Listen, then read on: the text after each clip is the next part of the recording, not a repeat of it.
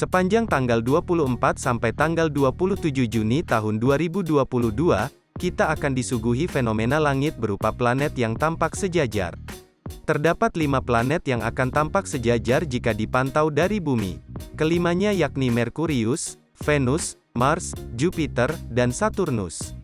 Peneliti di Pusat Sains Antariksa Lembaga Penerbangan dan Antariksa Nasional Badan Riset dan Inovasi Nasional Andi Pangerang mengatakan, meski tampak sejajar planet-planet tersebut tidak benar-benar segaris dalam tata surya.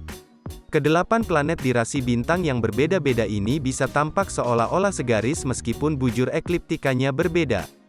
Fenomena planet tampak segaris ini sama halnya ketika manusia mengamati konstelasi atau rasi bintang.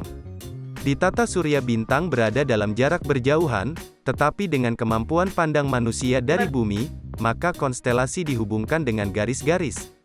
Fenomena planet sejajar pada tanggal 24 Juni tahun 2022 berlangsung sesaat, antara 72 menit hingga 24 menit sebelum matahari terbit. Pemandangan langit semacam ini diperkirakan dapat diamati hingga sepekan ke depan.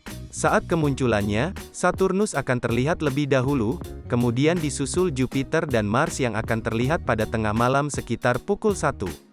Sementara, Venus dan Merkurius muncul jelang subuh sekitar pukul 4. Kelimanya akan tampak sejajar, kemudian perlahan memudar seiring meningkatnya intensitas cahaya matahari. Andi mengatakan, sebenarnya ada benda langit lain yang dapat diamati dan tampak sejajar.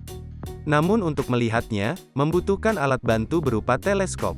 Fenomena langka ini dapat diamati hingga tanggal 27 Juni tahun 2022 mendatang. Planet Merkurius, Venus, Mars, Jupiter, dan Saturnus yang sejajar pada Juni tahun 2022, dapat diamati secara kasat mata tanpa menggunakan alat bantu.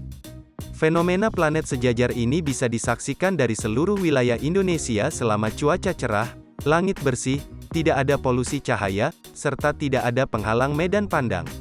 Andi mengatakan, penampakan planet sejajar dapat ditangkap oleh kamera ponsel, selama kondisi cuaca cerah, tidak ada polusi cahaya, serta kualitas kamera memadai.